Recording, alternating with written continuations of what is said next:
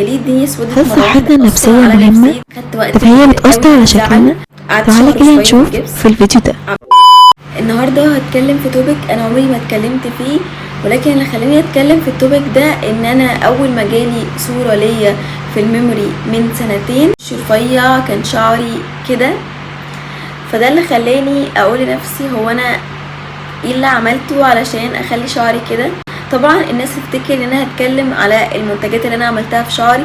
النهارده هتكلم الحاله النفسيه وقد ايه ان احنا نكون بوزيتيف وقد ايه نكون شكلنا هيلثي. حددنا كل يوم بس نص ساعة في يومنا ان احنا نعمل فيها حاجة كويسة، هنخلي كل طاقتنا للحاجة دي ونعرف نديلها كويس قوي. عايزة اقول لكم ان احنا لو ضفنا روتين بسيط كده في حياتنا هيفرق جدا. انا كنت مبسوطة جدا لما كنت بروح الجيم، بجد كان بيفرق في نفسيتي. نص ساعة بالظبط ان انا بلعب فيها كان بيخليني طاقتي حلوة قوي. انا كنت بصحى قبل الشغل، لو انا صحيت بدري فقبل الشغل ب10 دقايق بس بصحى بلبس اي حاجة وبنزل على طول. اولا بحس نفسي ان انا ما عنديش طاقة، مش قادرة ادي اي حد اي حاجة، حتى في شغلي مش مقصرة في شغلي، مقصرة في طاقتي، وكمان مع ضغط الشغل مش بعرف ان انا اكل، فده كان كمان بيسترس عليا ان انا مش عارفة اكل. وكان لما برجع مبقاش جعانة قوي من كتر ما انا لما تعود ان انت ما بتاكلش مدة طويلة، فتبدأ ان انت يعني جسمك اخد ان انت ما بتاكلش اصلا. فده كان برضو من اسباب كتيرة كان بتأثر على نفسيتي وعلى شكل. عايزة اقول لكم ان انا لما انا بدأت ان انا اصحى الصبح بدري قبلها بشوية فرقت جدا في نفسيتي. بس طبعا طالما انا هصحى بدري قبل الشغل بشوية فلازم ان انا انام بدري ونصحى بدري، كلنا لازم نفطر كده. هتلاقوا انه بجد فرقت جدا في النفسية. عارفين كمان لما تحسوا ان انتوا عايشين ليه؟ انتوا حاسين ان انتوا بلا هدف. يعني في فترة كده انا كنت حاسة اللي هو انا بعمل ايه؟ انا بس بصحى بروح الشغل، بخلص الشغل بروح بعمل اي حاجة ملهاش اي لازمة وانام. تاني حاجة من اللي انا عايزة اقولها ان احنا يعني نبعد عن اي حاجة ممكن تضيع وقتنا. زي ايه؟ زي انا كنت دايما برجع من الشغل بعمل سكرول على الفيسبوك، على التيك توك، تويتر لحد ما انام. عارفين ده اكتر حاجة بتسحب من الوقت اولا، ثانيا بتخلي الواحد عنده طاقة سلبية. ان انتوا بتمتصوا كل النيجاتيفيتي الموجودة في السوشيال ميديا. اي حد عنده مشكلة بتشوفوها ده بيأثر على نفسيتكم. بلس بقى ان انتوا تحسوا نفسكم ان انتوا عايشين ما بتعملوش اي حاجة. فده اكتر حاجة كانت بتضايقني، اللي هو انا بعمل ايه؟ انا لا بشوف صحابي، انا لا بخرج، انا بس بقعد بروح الشغل ارجع انام وخلاص ما بعملش اي حاجة. دي اكتر حاجة بتأثر في النفسية. طيب نعمل ايه؟ لازم نكون كده عندنا وقت لنفسنا بعد الشغل. بصوا لو انتوا مثلا في اليوم مثلا 3 ساعات ماسكين فيها الموبايل على طول، تبعدوا عن الموبايل حتى اتليست نص ساعة من ال3 ساعات دي. بعد كده مرة على التانية هتلاقوا نفسكم ان انتوا يعني قلتوا قوي في ان انتوا تمسكوا الموبايل. طب لما نسيب الموبايل نعمل ايه؟ يبقى في وقت كده هنعمل فيه اي حاجة معينة. نخصص وقت مثلا بعد الشغل قبل الشغل نعمل فيها اي حاجة معينة. نلعب موسيقى، ننزل نتمشى شوية، نقعد كده نقرأ. تالت حاجة والفعلا فرقت معايا جدا ان انتوا دايما تدوا لنفسكم طاقة ايجابية على طول وكلام ايجابي. انا في فترة كده الشهر اللي فات رجلي اتكسرت بعد ما انا كنت خلاص رتبت حياتي وعملت روتين ليا وبدأت ان انا انزل الجيم وبدأت ان انا اجيب كم لبس جيم مش طبيعي. رجلي اتكسرت فجأة كده. والفكرة انه الدكتور قال لي هتقعدي شهر. قعدت شهر وشوية في الجبس. بصوا انا كنت مضايقة جدا، حالتي بقت مش احسن حاجة، ما كنتش باكل، خدت وقت كبير قوي في الزعل. بدأت كده ان انا اقعد مع نفسي كده واشوف ايه الحاجات اللي انا محتاجاها، ايه الحاجات اللي ممكن تتأجل. طب انا مثلا محتاجة كذا حاجة اشتريها، خلاص قشطة يعني اشتريها اونلاين، او ان انا يعني بعد شهر ايه المشكلة لما انا يعني انزل بعد شهر، يعني اكيد اللبس مش هيختفي يعني. فقلت ان انا اشوف ايه الحاجات اللي انا عايزة اعملها.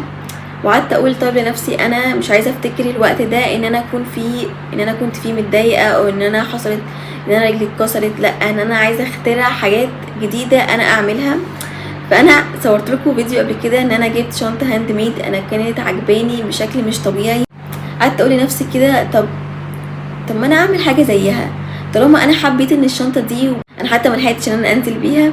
طب ايه بقى لو انا قعدت اعمل شنطه عشان لما افك الجبس انزل بيها؟ بصوا وقتها مش عارفه ليه عقدت نفسي باصعب شنطه، والشنطه دي ما كانش فيه اي حاجه على اليوتيوب من حد عاملها، يعني ما كانش فيه يعني طريقه ان انا اتعلم بيها من يوتيوب. فانا في الاول قعدت كده اذاكر الموضوع وجبت ماتيريال تمام، عملت الشنطه المتواضعه دي. يعني يا رب تكون عجباكم زي ما هي فعلا عجباني. عارفين لما تحسوا ان انتوا هي ليه الدنيا اسودت مره واحده؟ انا حسيت بالاحساس ده جدا الوقت ده. خليت من الوقت اللي انا فعلا متضايقه فيه لحاجه انا ممكن استثمر فيها وقت بعدين، ممكن انا اعمل مشروع بعدين. يعني انا عمري ما كنت افكر ان انا اعمل حاجه هاند ميد ولا ان انا اشتغل عليها، عمري ما كنت اعرف ان انا اذا كنت انا حلوه فيها ولا لا. عشان كده ده اللي انا بكلمكم عليه، انه احنا من بعيد شايفين الحاجه دي صعبه وان احنا مش هنقدر ان احنا نعملها، ولكن لما بنجرب بنحبها. اعملوا حاجه لنفسكم، ابداوا شوفوا حاجات، اكتشفوا نفسكم. يعني لولا الفتره ان انا قعدت فيها دي اكتشفت حاجات كتيره في نفسي.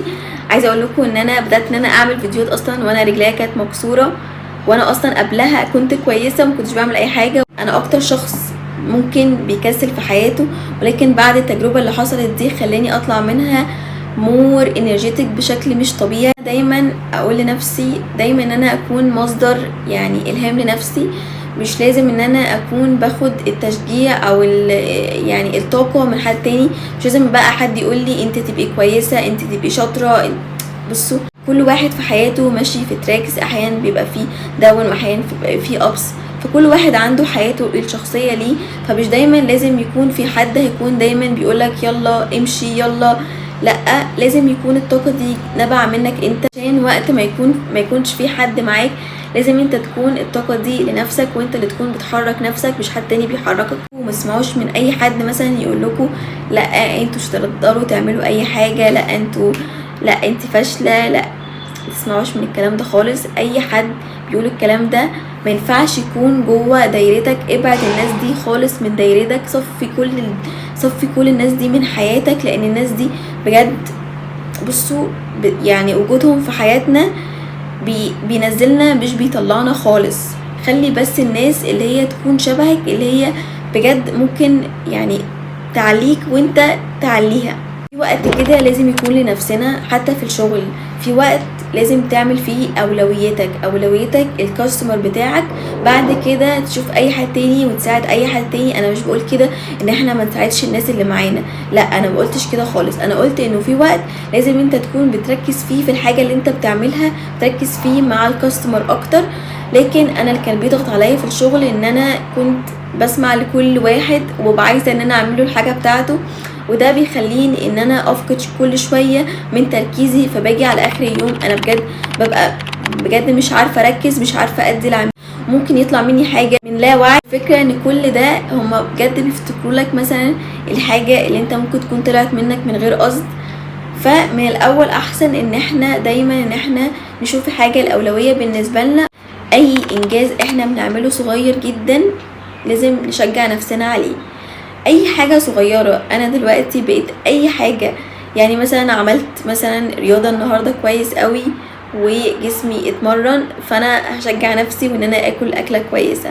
عادي ان احنا نحس ان احنا مثلا في وقت عايزين نقعد نرتاح مش عايزين نعمل اي حاجة. ده بيحصل لنا كلنا، انه احنا بنحس نفسنا ان احنا ما عندناش طاقة ومش عايزين نعمل اي حاجة، ولكن ما نسيبش نفسنا مدة طويلة في الموضوع ده. ودي من الاسباب اللي خلت شعري وشكلي بقى احسن كتير. اشوفكم في فيديو جديد، يا رب يكون الفيديو عجبكم، متنسوش تعملوا لايك وسبسكرايب.